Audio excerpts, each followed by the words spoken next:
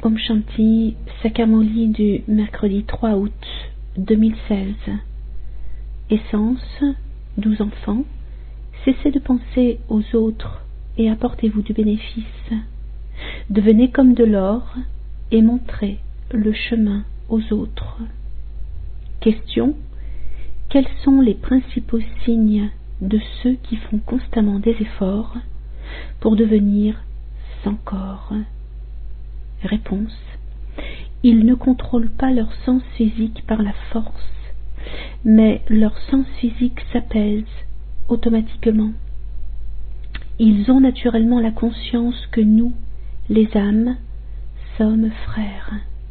Ils renoncent toujours à la conscience du corps et mettent fin à toute ivresse concernant le nom et l'apparence. Ils ne se souviennent pas d'autres personnes. Chanson: tu es l'océan d'amour et nous avons soif d'une seule goutte. Om Shanti. L'unique n'est pas que l'océan d'amour. Il est aussi l'océan de connaissance. Il y a la connaissance et l'ignorance. La connaissance est le jour et l'ignorance la nuit. Le mot connaissance est bon, tandis que le mot ignorance est mauvais. Pendant la moitié du cycle, c'est la récompense de la connaissance, et pendant l'autre moitié, c'est le fruit de l'ignorance. Le fruit de l'ignorance est la peine, et la récompense de la connaissance est le bonheur. C'est très facile à comprendre. Il y a le jour de la connaissance et la nuit de l'ignorance. Personne ne sait ce qu'est la connaissance ni ce qu'est l'ignorance. Tout cela concerne l'illimité. Vous expliquez ce que sont la connaissance et la dévotion. Vous devenez digne d'être adoré grâce à la connaissance. En le devenant, vous comprenez tout ce qui concerne l'attirail de l'adoration. Vous savez que tous les temples sont des mémoriaux. Vous connaissez l'histoire de leur vie. Ceux qui pratiquent cette adoration ne connaissent pas l'histoire de ceux qu'ils adorent. L'adoration s'appelle la dévotion. Dieu doit rencontrer ses dévots pour leur donner le fruit de leur dévotion. Dieu vient changer les adorateurs en êtres dignes d'être adorés. À l'âge d'or, vous êtes dignes d'être adorés, et à l'âge de fer, vous devenez des adorateurs. Les enfants, vous savez ce que vous êtes aujourd'hui et ce que vous serez demain. La destruction va vraiment avoir lieu. Elle peut arriver à tout moment. Les préparatifs sont en cours. On s'est souvenu qu'il y avait eu des catastrophes naturelles. Vous devriez écrire: les guerres civiles et les catastrophes naturelles ne sont pas des châtiments de Dieu. Elles sont fixées dans le drama. Il y aura donc des catastrophes naturelles. Elles concourront à la destruction. Il y aura des pluies diluviennes, la famine, etc. Il y aura aussi des tremblements de terre. La destruction viendra à travers tous ces phénomènes. Les enfants, vous savez que tout cela va réellement se passer.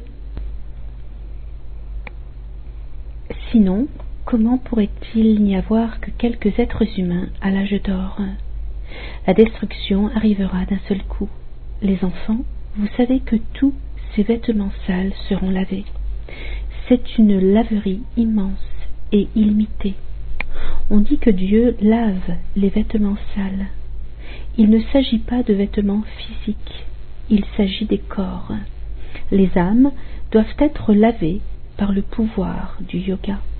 En ce moment, les 5 vices sont Tamopradhan et les corps sont eux aussi Tamopradhan. Le Père purificateur vient vous purifier. Tous les autres seront détruits. Vous savez comment devenir pur. On vous montre un chemin très facile. Les êtres humains ne comprennent rien. Vous devriez aller leur expliquer partout où ils font des feux sacrificiels sur le chemin de la dévotion. Vous pouvez devenir des déités en comprenant la biographie de ceux que vous adorez. Venez comprendre comment ils ont obtenu la libération dans la vie. Vous aussi pouvez le faire. Quand vous expliquerez l'histoire de leur vie dans les temples, ils comprendront facilement. Vous connaissez leur histoire grâce au Père. Les enfants, vous avez reçu tant de compréhension. Personne ne connaît l'histoire de la vie du Père suprême, de l'âme suprême. En disant qu'il est omniprésent, il n'y a plus ni histoire, ni vie. Les enfants, vous connaissez maintenant l'histoire de la vie du Père suprême, de l'âme suprême. Cela veut dire que vous connaissez le début, le milieu et la fin du cycle. Cette époque où le Père vient purifier l'impur s'appelle le commencement. Au milieu, il y a le rôle de la dévotion. Le Père dit « Je viens en ce moment pour accomplir l'établissement. J'inspire l'établissement. Je suis Karan Karavanhar, celui qui agit et qui agit à travers les autres. » Inspirer ne veut pas dire faire les choses soi-même. Baba vient et mène à bien l'établissement à travers les organes physiques de celui-là. Il n'y a pas d'inspiration dans tout cela. Karan Karavanhar doit absolument venir ici afin de travailler à travers celui-là. On ne fait rien par inspiration. L'âme ne peut rien faire sans corps. Beaucoup de gens disent que Dieu fait tout par inspiration. Baba inspire mon mari et fait fonctionner son intellect comme il faut. Le Père dit, il n'est pas question d'inspiration. Autrement, pourquoi célébrerait-on le jour de la naissance de Shiva? Si tout se faisait par inspiration, pourquoi viendrait-il? D'abord, ils ne savent pas qui est Dieu. Ils disent que tout ce qui arrive est dû aux inspirations de Dieu. Mais comment l'incorporel pourrait-il faire quoi que ce soit par inspiration? Il est Karan Karavanhar. Il vient nous montrer le chemin. Il nous donne le Murli par l'intermédiaire d'organes physiques. Comment pourrait-il jouer le Murli sans le support d'organes physiques? Il a l'océan de connaissances, mais il a besoin d'une bouche pour donner la connaissance. Les enfants, vous connaissez maintenant le début, le milieu et la fin du monde. Vous avez reçu la connaissance entière. Les gens croient que sans connaissance, il ne peut y avoir de salut. Qui peut donner la connaissance? Voyez la différence qu'il y a entre le chemin de la connaissance et le chemin de l'ignorance. Ils parlent aussi de science, Vigyana. L'ignorance est l'obscurité, mais nous pouvons dire que la connaissance, Gyan, et la science, Vigyana, sont la libération et la libération dans la vie. Vous êtes en train de recevoir la connaissance afin de devenir pur. Vous devenez Swadarshan Chakradhari. Ceux qui entendront ces choses seront surpris. On dit que quand l'âme reçoit la connaissance, elle emporte ses sanskars avec elle. Puisque vous changez d'humain en déité, cette connaissance devrait rester en vous. Le Père explique que cet effort sert à recevoir la récompense. Et une fois que vous l'avez reçue, à quoi bon garder cette connaissance? Les enfants, pour vous, l'âge d'or est la récompense.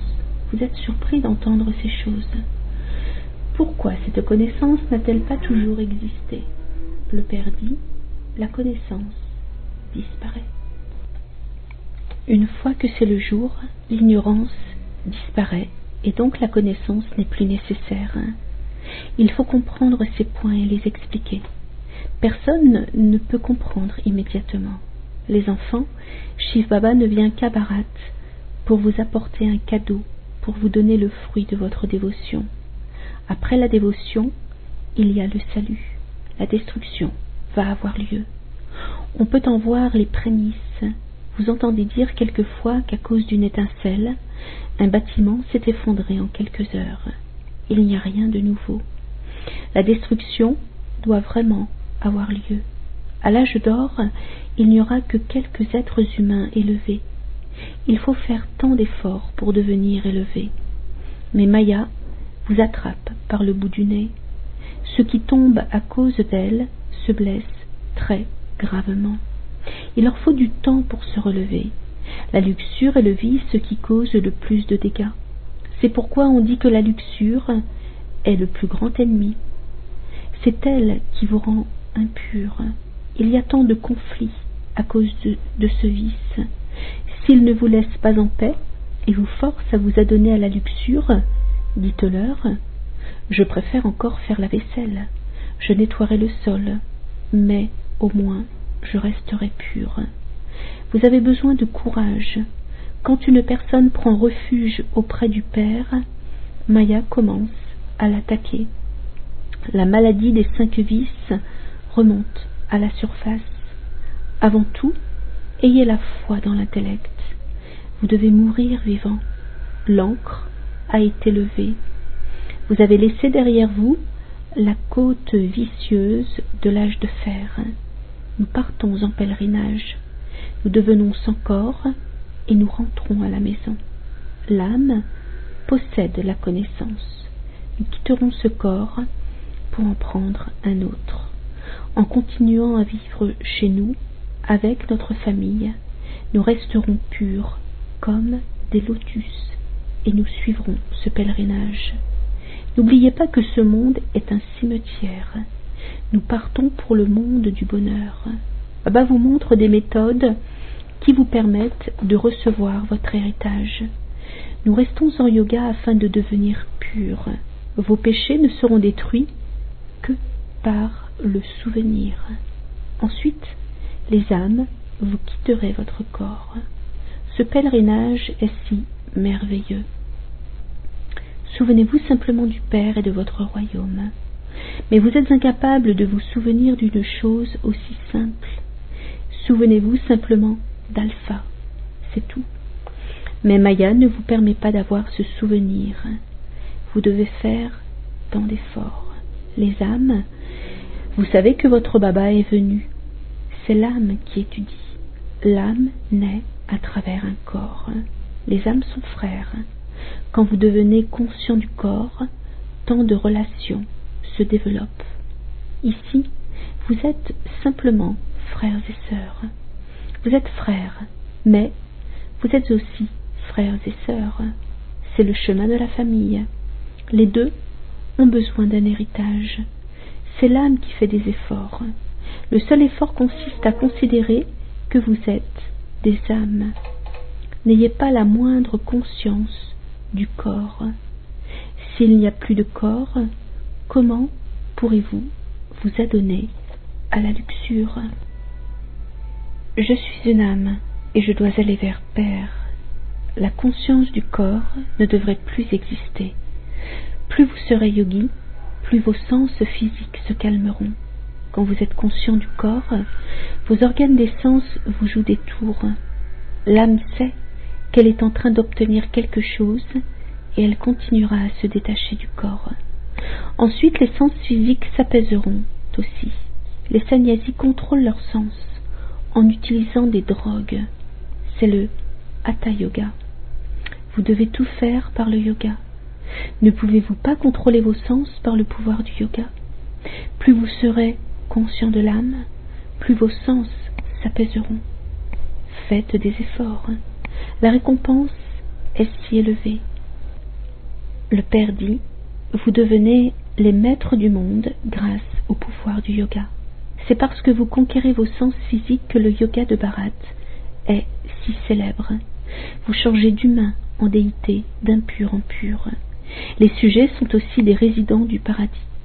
On devient un résident du paradis grâce au pouvoir du yoga, mais pas par la force physique. Cela ne demande pas autant d'efforts que cela. Pour les Kumaris, c'est comme si elles n'avaient pas d'efforts à faire. Elles sont libres. Une fois qu'on s'est adonné à la luxure, cela devient compliqué. C'est bien de rester Kumari. Autrement, vous serez appelés des Adha Kumari, demi-Kumari. À quoi bon se mettre en couple? Là encore, c'est l'ivresse du nom et de l'apparence. C'est de la folie. Une fois que l'on est en couple, il faut beaucoup de courage pour rester pur. Vous devez être totalement éclairé par la connaissance. Beaucoup ont du courage, mais dès que le feu s'allume, tout est fini. C'est pourquoi Baba dit, c'est bien de rester Kumari. Devenir une Adar Kumari ne devrait même pas vous venir à l'esprit. On glorifie le nom des Kumaris. Elles sont célibataires depuis leur naissance. C'est bien de rester célibataire. Cela donne du pouvoir. Il n'y a alors personne d'autre à se souvenir. Si vous avez du courage, vous pourrez en donner la preuve. Mais cela demande des efforts. Vous êtes deux. En étant des Kumaris, vous êtes seuls. Quand vous êtes deux, il y a la dualité. Autant que possible, mieux vaut rester des Kumaris. Une Kumari peut faire du service. Une fois prise dans les liens, ces liens grandissent. À quoi bon vous tendre un piège qui emprisonnera votre intellect? Ce n'est pas bon de se faire prendre à un tel piège. C'est très bien d'être une Kumari. Les Kumaris ont glorifié le nom de Baba. On s'est souvenu de Kanyaya, le Krishna des Kumaris. C'est bien de rester Kumari. C'est très facile pour elle. La vie d'étudiant est une vie pure. L'intellect reste frais, lui aussi. Les Kumars doivent devenir comme Bhisham Pitamai. Vous l'êtes devenu au cycle précédent et c'est pourquoi il y a ce mémorial dans le temple de Dilvala. Les enfants, le Père vous donne cet ordre. Souvenez-vous de moi, renoncez à tout le reste et apportez-vous du bénéfice. Il n'y a de bénéfice que dans le souvenir du Père. Les enfants, si vous faites des erreurs, vous tomberez. Ne pensez pas aux autres, apportez-vous du bénéfice. Ne pensez à rien d'autre. Devenez comme de l'or et montrez ce chemin aux autres.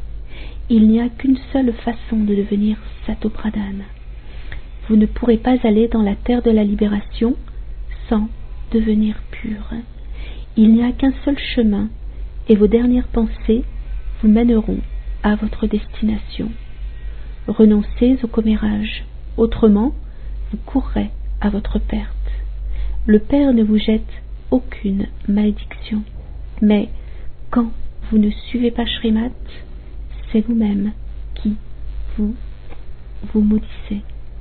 Acha, ô très doux enfants bien-aimés, longtemps perdus et maintenant retrouvés, amour, souvenir et bonjour de la mère, du Père Bapdada, le Père spirituel dit Namasté aux enfants spirituels. Et l'essence pour la dharna, premièrement, ayez un intellect empli de foi et levez l'ancre de ce vieux monde de votre vivant. Suivez chacun des ordres du Père et apportez-vous du bénéfice. Deuxièmement, cessez de penser aux autres et rendez votre intellect pur comme de l'or. Ne perdez pas votre temps à commérer. Apaisez vos sens physiques par le pouvoir du yoga. Et la bénédiction, puissiez-vous porter votre couronne et siéger sur le trône et faire ainsi en sorte que tous vos organes physiques fonctionnent sous vos ordres en étant conscients de votre ivresse et de votre but. À l'âge de confluence, tous les enfants reçoivent de Bapdada une couronne et un trône. Vous portez la couronne de la pureté, ainsi que la couronne de la responsabilité. Vous êtes également assis sur le trône immortel, ainsi que sur le trône du cœur. Quand vous aurez cette double couronne et ce double trône, vous vous souviendrez automatiquement de votre ivresse et de votre but. Vos organes physiques diront alors « Oui, mon Seigneur ». Aucun de ces travailleurs n'obéira à quelqu'un qui a retiré sa couronne ou qui est descendu de son trône. Et le slogan « Les pensées faibles vous envahissent de questions au lieu de vous rendre heureux. Om Shanti.